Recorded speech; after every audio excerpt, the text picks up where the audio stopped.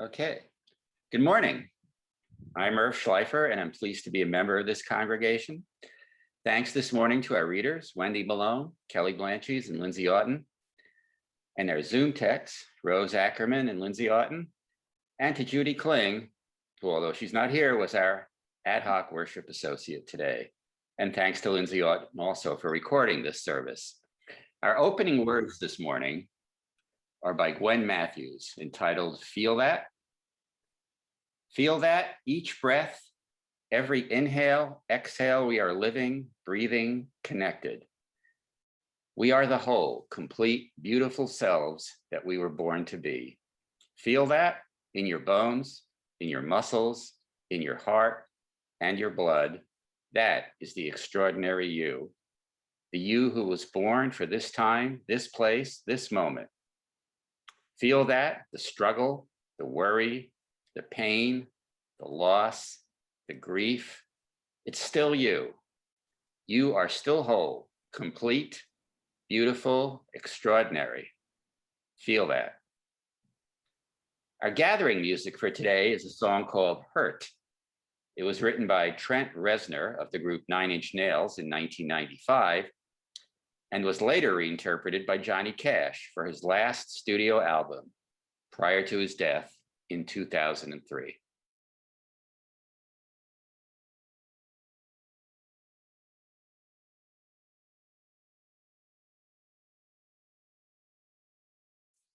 Good morning.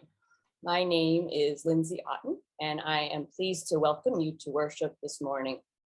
Whether this is your first time with us or attending our Sunday services is a part of your regular routine, we are glad that you are here and hope you will find room in this community for your spirit. We continue to be grateful for the technology that allows us to worship together online and to continue to build community in other ways. Thank you in advance for your patience and grace with any delays or glitches we may experience. In addition to our worship each Sunday at 10, we meet on Tuesday nights at 7 for a more informal time of check-in and sharing. Please consider joining us for that gathering. By way of announcements today, the Social Justice Committee will be meeting today at noon. The link to the meeting can be found in the e-blast that you received yesterday. All are welcome.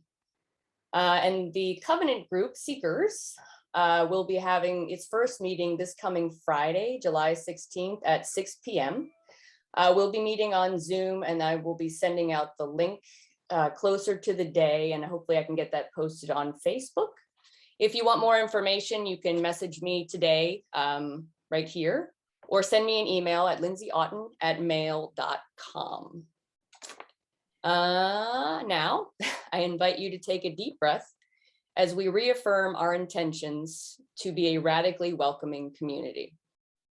Whoever you are, whomever you love, wherever you've been, whatever you've done, whatever your religious beliefs are or aren't, you are welcome in this spiritual community. However you move in this world, how much or how little is in your bank account or wallet, however you are feeling in this moment, you and all of who you are welcome in this spiritual community. We are all enhanced by being together.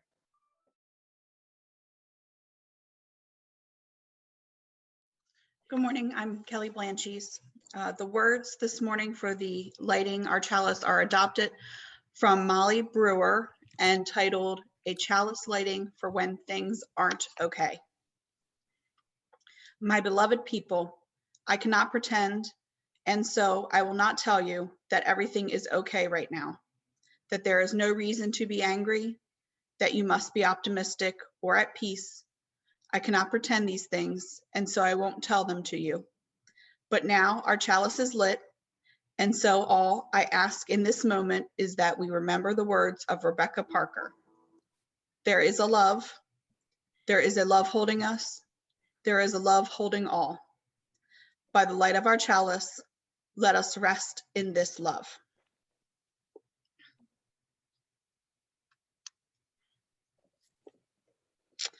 Now please join me in our unison affirmation. The words are in the chat box. Love is the spirit of this church, and service its law. This is our great covenant, to dwell together in peace, to seek the truth in love, and to help one another. Please sing along in your own environment with our opening song, Circle Game, by Joni Mitchell, but interpret it in this video featuring the students from PS 22 from a performance that is about 11 years old this year. The young singers you see are all adults now.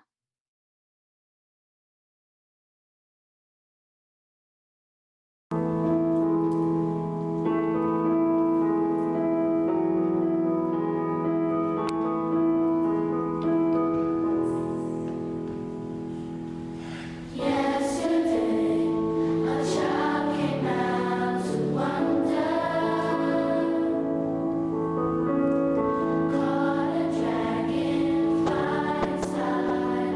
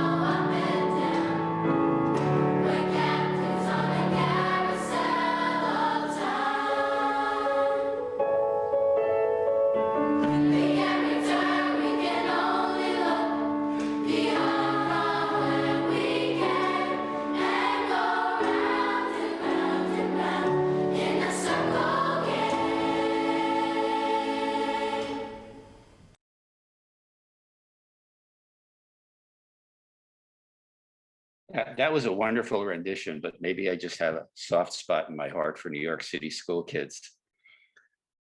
Each week at UUCD, we include a brief UU moment in our worship service that serves to make us aware of and nurture our connection for the larger body of Unitarian Universalists and the Unitarian Universalist Association that binds us together.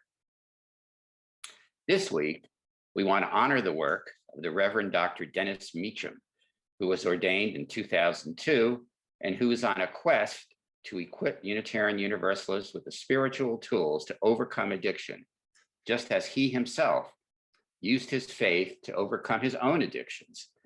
He describes his work here in an excerpt from UU World. Whenever I speak to congregations, I always ask people to raise a hand or light a candle if a person or someone in their family has a problem with drugs or alcohol, says the soft-spoken Meacham. I never see less than 3/4 of the room raise their hands. And you can hear people sucking in their breath. They're so surprised. Meacham's manner is measured, his calmness infectious. He's not one prone to quick outburst or hyperbole, but the light in his eyes betrays his excitement.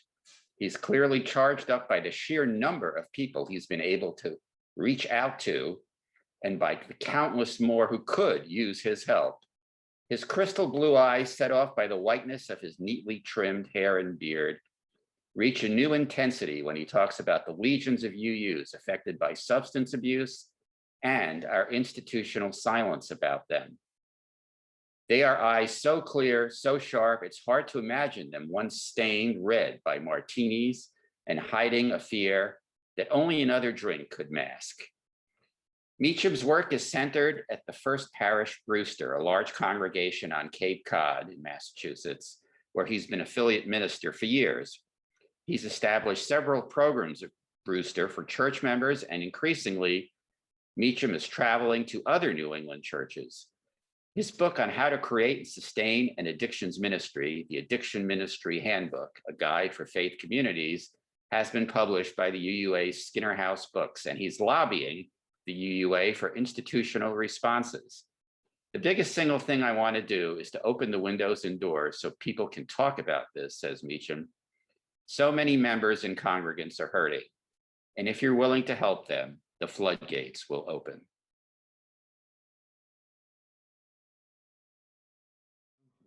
It is now our time for joys and concerns. We offer one another the opportunity to share very briefly what is most in our hearts right now, life's celebrations and concerns. As you do so, we invite you to light a candle in your own space. Through the action of sharing and kindling a flame, we give energy to our best thoughts, meditations, sympathies, celebrations, and prayers. We hold these sacred in our collective hearts. We'd also like to invite anyone who's new in our community to introduce yourselves if you would like. We welcome you warmly, and we would be pleased to light a candle in honor of your connection with us and whatever joys and concerns you carry in your hearts. At this time, we invite you to change your view to gallery view. It's in the upper right-hand corner of your screens so that you can see everyone who's here. As you feel led, please unmute your microphone and share your joy and concern. And light your candle if you have one. You can watch the mute signals in the lower left of each person's video stream to see if anyone else is unmuted. It's best that we share one at a time, and please mute your mic after you have shared.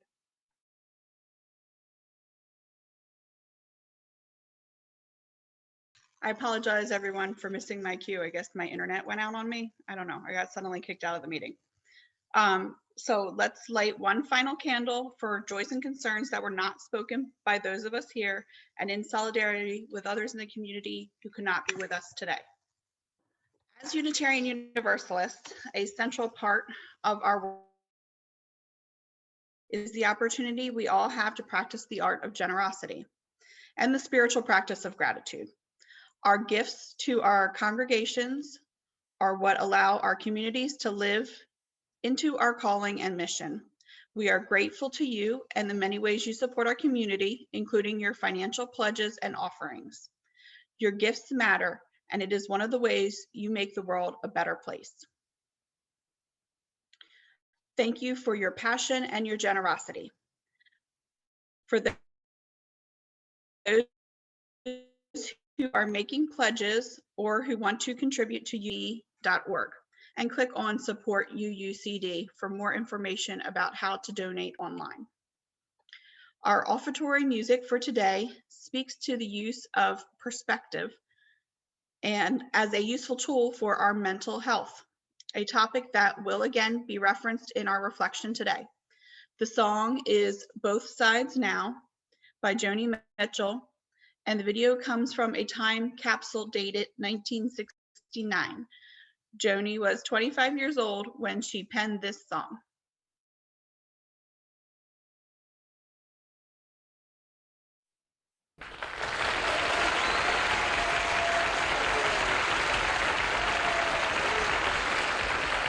And this is my friend, Mary Travers.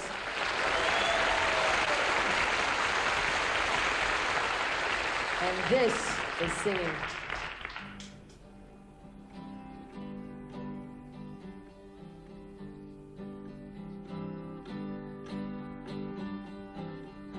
Rows and flows of angel hair and ice cream castles in the air, river canyons everywhere. I looked at clouds that way, but now they only block the sun. They rain and snow on everyone.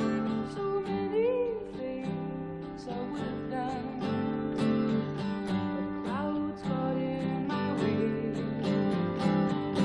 I've looked at clouds from both sides now, up and down, and still somehow it's all cloud illusions. I recall, I really don't know clouds at all.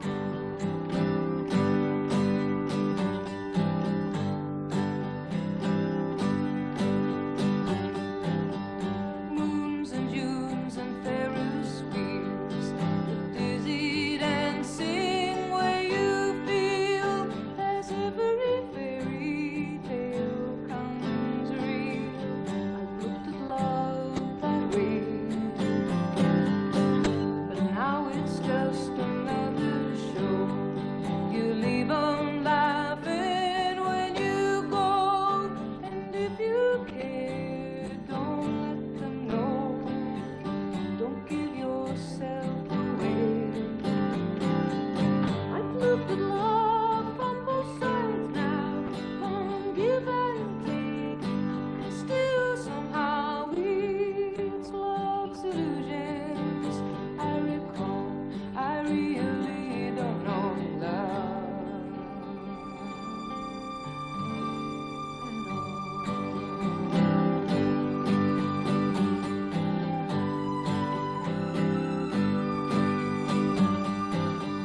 tears and fears and feeling proud to say I love you right out loud.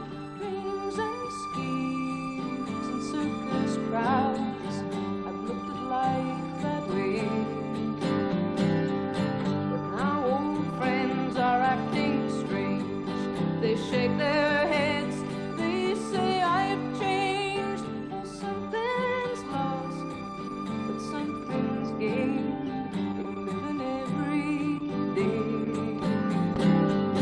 I've looked at life from both sides now, on green and blues, and still somehow it's life's illusions.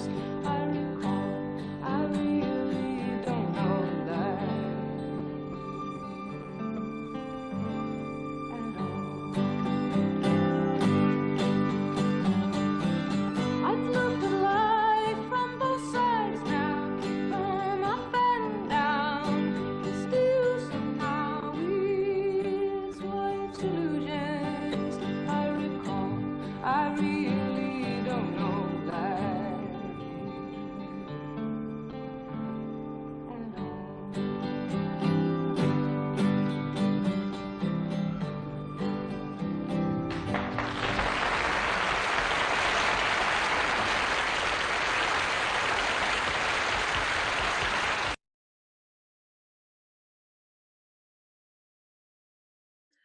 Good morning, everyone.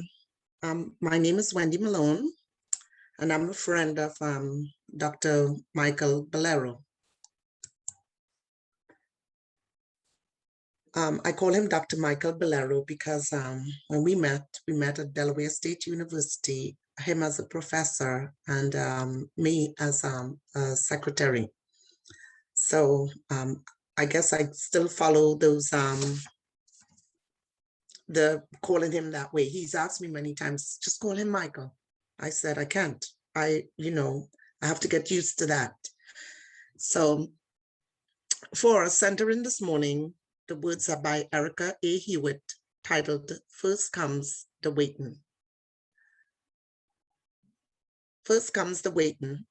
This is a season of endings and beginnings, when the small signs of dawn pierce through the night and something new is born. But first comes the wait. First comes the lessons of endlings, and beginnings, the presence of life, the sheltering spirit of love, grieves with those weeping up the debris of loss, waits with those who restlessly reach out for change, grants us courage in the night to guard each other's dreams for this holy, wondrous universe.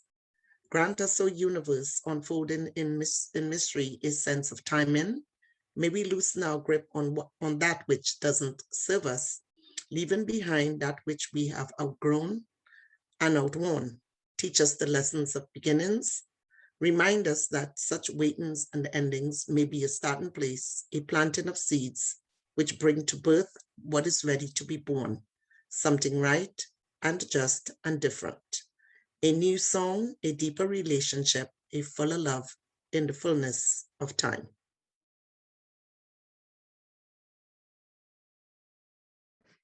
Our reading this morning comes from Atul Gawande's New Yorker piece called Why Are Americans Dying from Deaths of Despair?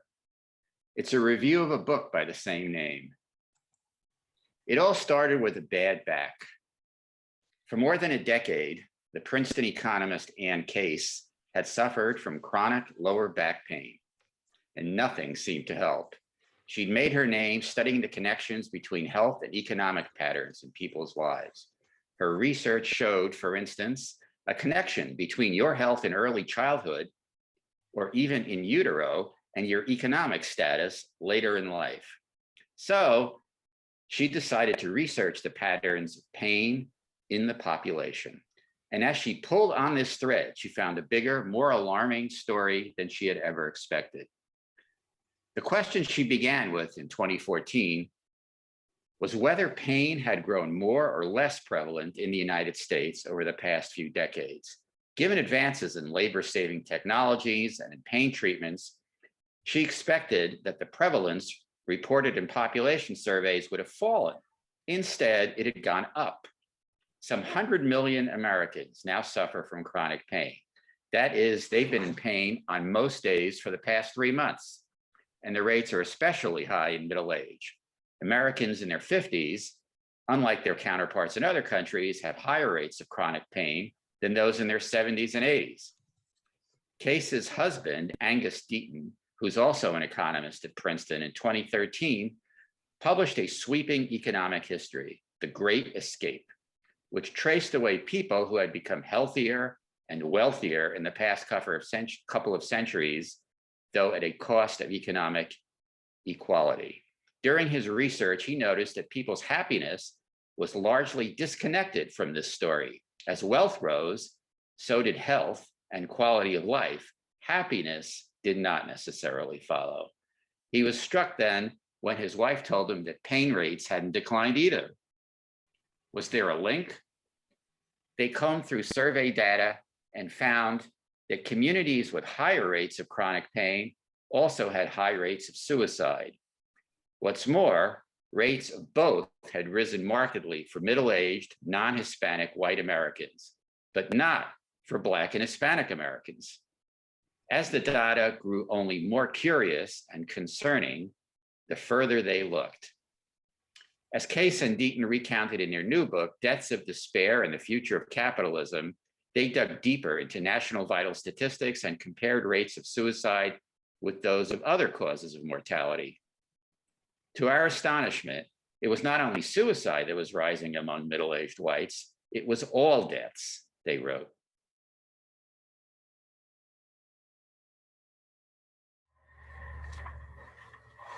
Good morning. I'm Michael Bolero, and this is why the topic of chronic pain is important to me. On February 4th of 2012, I was hurt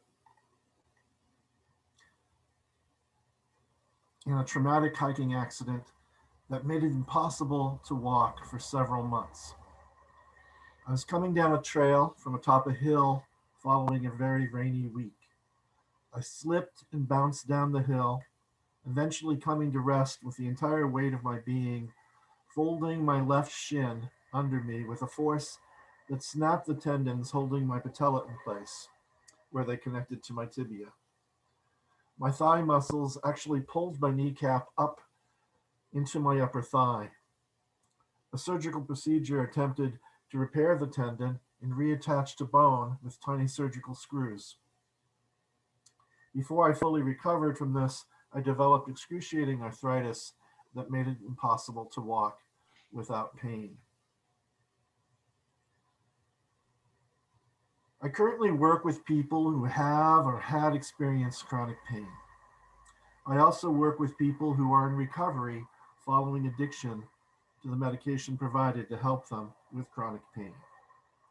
It is my own experience, coupled with the experiences of the people I work with, that informs this meditation about how to live with chronic pain. Before we are done, I'm going to share with you 3 tools I use in my practice that can assist those of us who must manage and live with chronic pain. Many of us are old enough to recognize that when we were younger, we largely took our health and vitality for granted.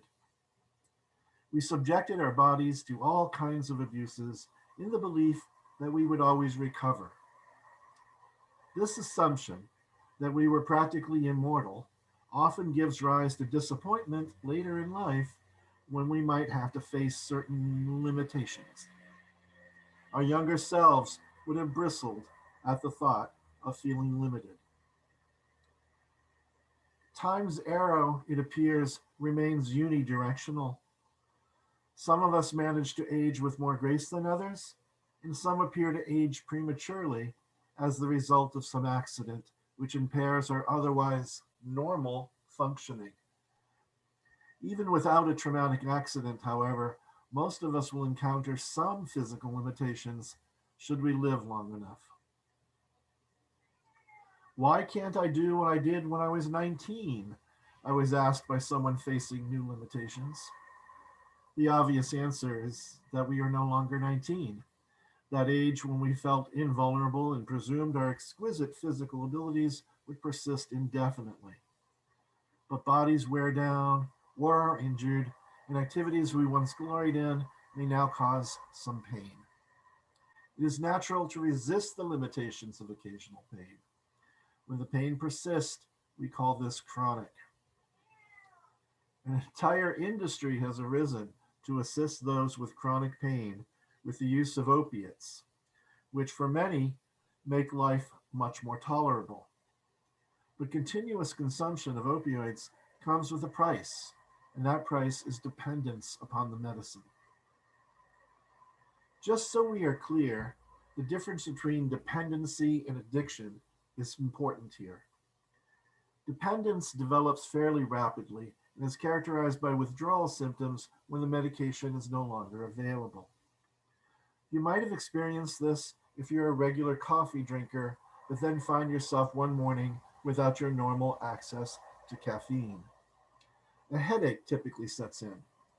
This is you experiencing withdrawal from your expected consumption of caffeinated products. Should one find their dependence upon a substance so disruptive so as to interrupt an otherwise normal life, we call that addiction. So if you're a coffee drinker who suffers occasional withdrawal discomfort when deprived, you are most certainly dependent. But if your jonesing for caffeine is so great that you take a gun and go shoot up a Starbucks, I would pronounce you addicted, because your need for the substance of choice disrupts an otherwise normal existence. When I speak of addiction in my practice, I'm somewhat surprised that so many I work with clutch their pearls in horror and exclaim that they would never. They tell me they don't understand addiction. They imagine that only very evil people are addicted, and they claim it gives the rest of us a bad name. Quote, I get my pills from a doctor, end quote. They tell me in their defense. They make serious distinctions between their doctor and your local neighborhood drug dealer. What is so hard to understand about addiction? Humans do not like pain. They would do almost anything to avoid it. It does not matter if the pain is physical, or the pain of withdrawal, or the pain of grief and loss, or the pain of shame and unworthiness. We would do anything to banish our feelings of pain. As opiates work to diminish our ability to interpret pain, both physical and emotional, they most certainly bring the user some relief. In a commodity-driven culture, it is generally accepted that relief may come in the guise of a pill. Pills offer an elegantly simple solution. You pop one, and generally within 15 minutes, your symptoms will have somewhat abated.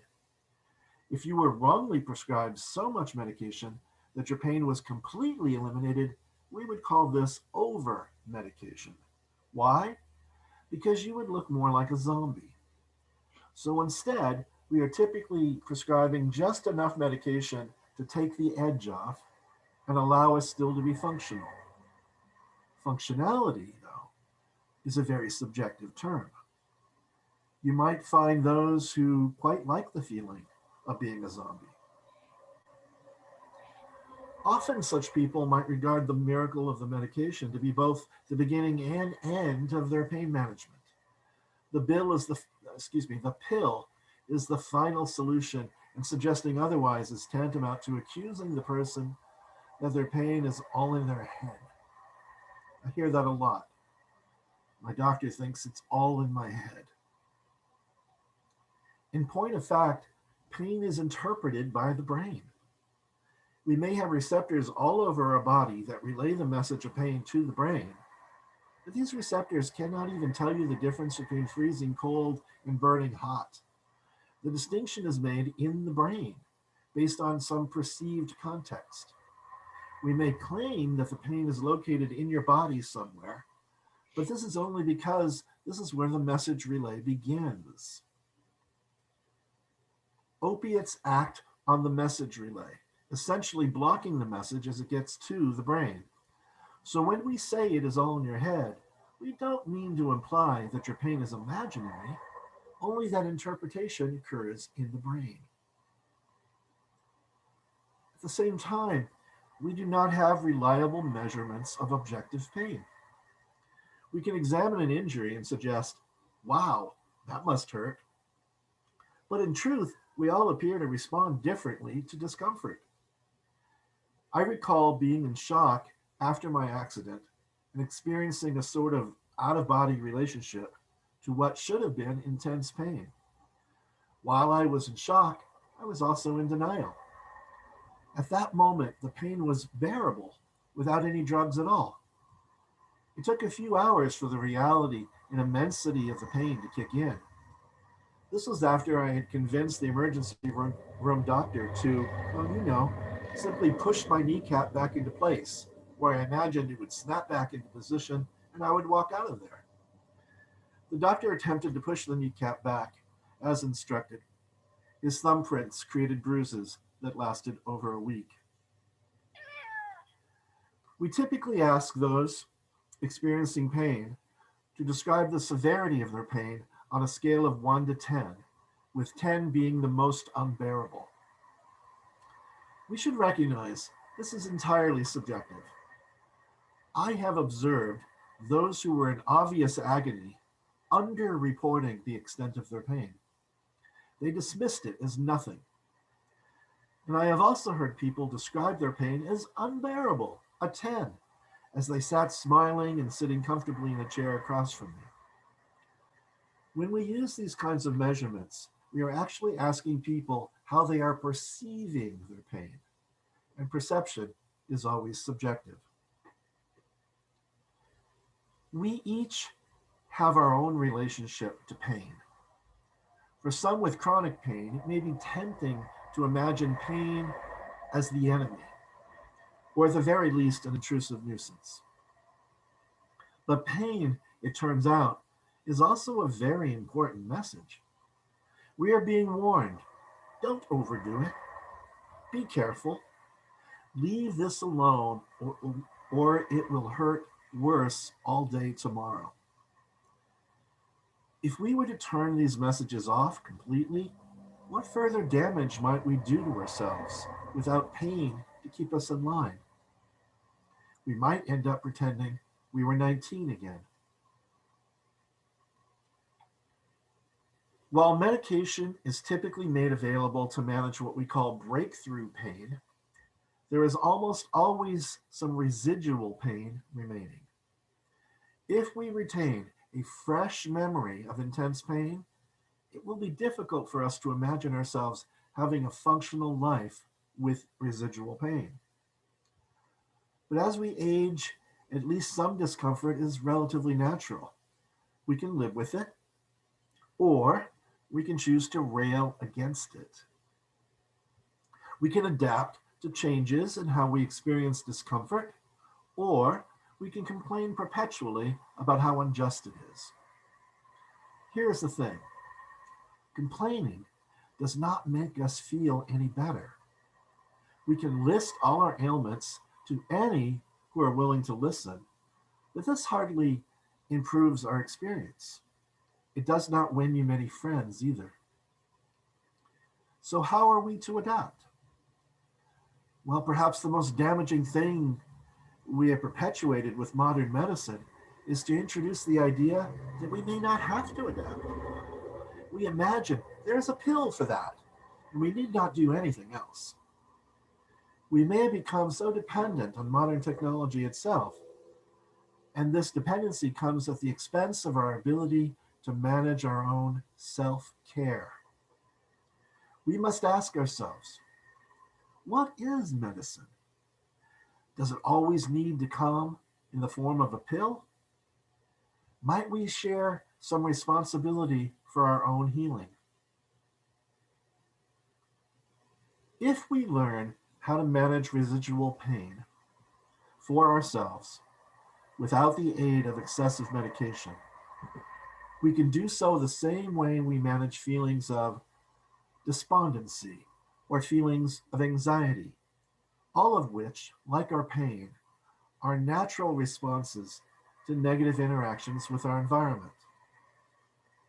If we live long enough, we're likely to experience depression or sadness, anxiety, and pain. A good quality of life would mean that we were able to manage these feelings instead of letting them manage us. For the purpose of our discussion here, I would like to talk about 3 simple tools we associate with cognitive behavioral therapy. These tools are all designed to elevate our conscious awareness of our relationship with pain and to cultivate a new relationship if necessary. These tools provide us with a sense of management that amplifies our sense of personal agency. As long as we are exercising personal agency, we need not feel a slave to emotions like sadness, anxiety, or pain. The first tool is one we like to call perspective. We exercise perspective whenever bad things happen to us, yet we are still able to get up, brush the dust off our shoulders, and say, hey, could be worse. It is almost always true that it could be worse. If you twist your ankle and hobble out of the ER on a pair of crutches, you need only to look at the person in the wheelchair to know it could be worse. Likewise, the guy coming in on a gurney, he has it worse as well. The other person in the gurney, the one with the sheet over his head, there's no comparison. When we allow ourselves to believe it is as worse as it could get, this is when depression sets in. This is when we really feel helpless and hopeless. Not good feelings. On the other hand, if your glass is always half full, a simple question of perspective, by the way, then it's not actually possible to feel entirely helpless or hopeless. The personal power we enact through the simple act of perspective ensures we are taking some action. Not a bad place to start. As Joni Mitchell implores us all, look at both sides, then we can consciously choose that perspective which will serve us best in the long run. Secondly, we can practice another CBT tool that tries to keep us connected with all things positive in our lives. Close your eyes for a moment and conjure up a memory of pure joy in your life. For many of the people I work with, they may report that joy is hanging out with their grandchildren. Others may report playing with their pets. It does not matter too much the object of your joy, only that you can allow yourself to practice gratitude for having this joy in your life. Those of us who are able to connect with daily gratitude are better equipped to resist the downward spiral of despair. Daily practice ensures greater resilience. My third and final tool concerns itself with our ability to alter our affect or mood by selecting and actively choosing to engage in a bit of music created to evoke a particular mood. As adolescents, we all learned this easily because there was always a plethora of music created to appeal to our feelings of adolescent angst. So we might have learned that music can speak powerfully to us, even transport us to another place.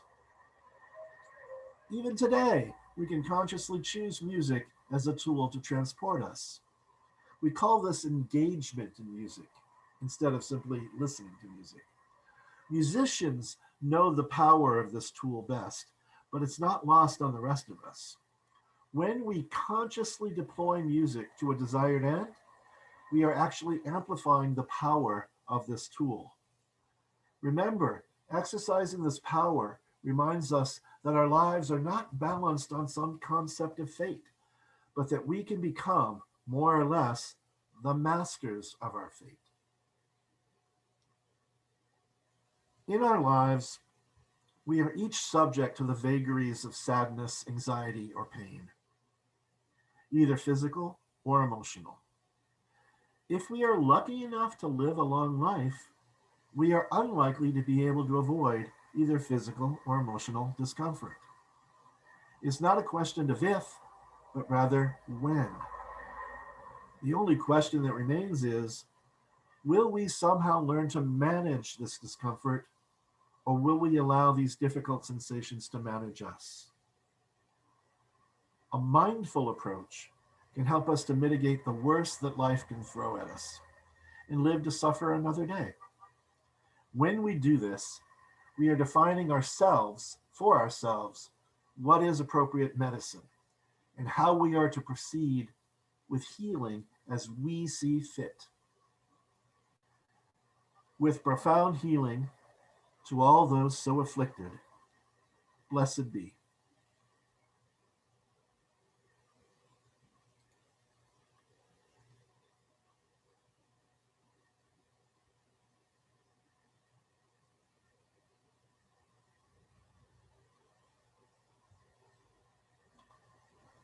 Our closing song this morning is Medicine by the group Rising Appalachia. This song suggests that every culture brought forth people who were called healers long before we came afflicted with modern medicine. It celebrates these people and at the same time reminds us that the work of healing is as old as time itself.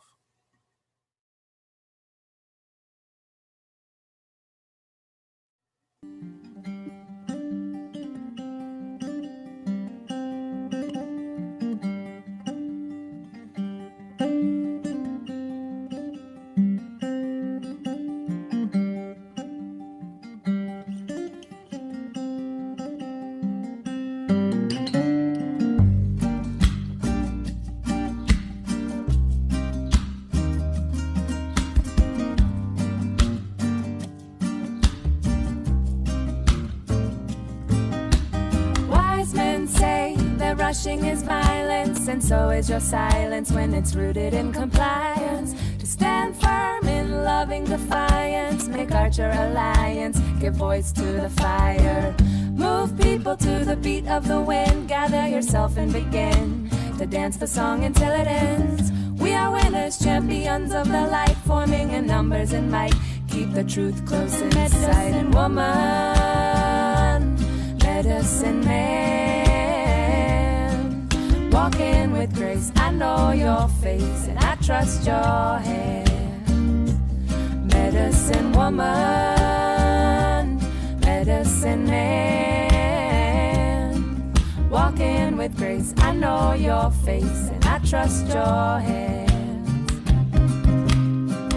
Find your teachers in the voice of the forest. Unplug, you can't ignore this wisdom of the voiceless. Remedies are bountiful and surround us from the garden to the farthest. Prayer made of stardust. Find your healing in the music that calls you, the voice that enthralls you. What do you belong to? Eyes out, there's the setting of the sun. Give thanks to each and every one. The lesson is the medicine woman, medicine man, walking with grace. I know your face and I trust your hands. Medicine woman, medicine man, walking with grace. I know your face and I trust your hands.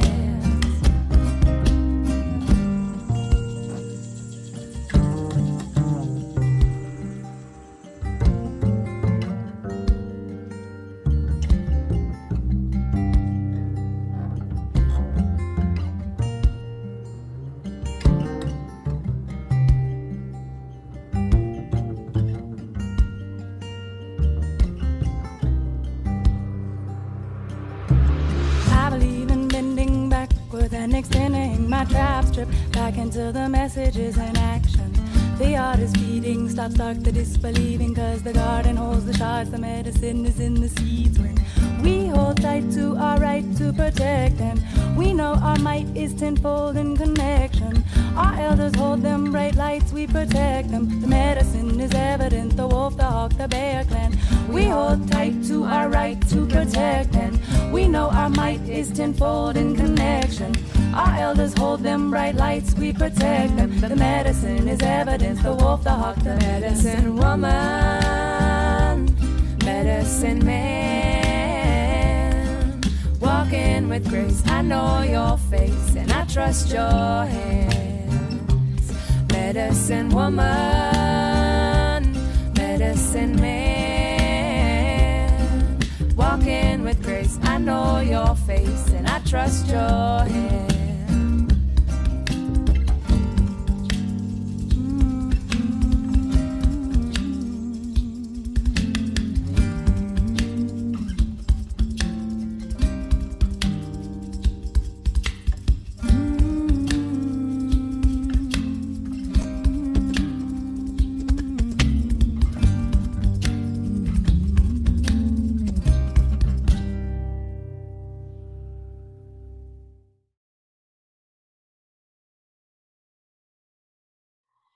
Please join me in extinguishing our chalice. The words are in the chat box.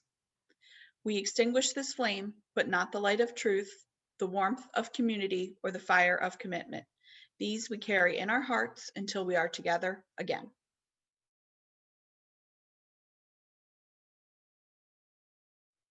May the love that gives life its beauty, the reverence that gives to life its sacredness, and the purposes that give life its deep significance be strong within each of us and lead us into ever deepening relationships with all of life and with one another.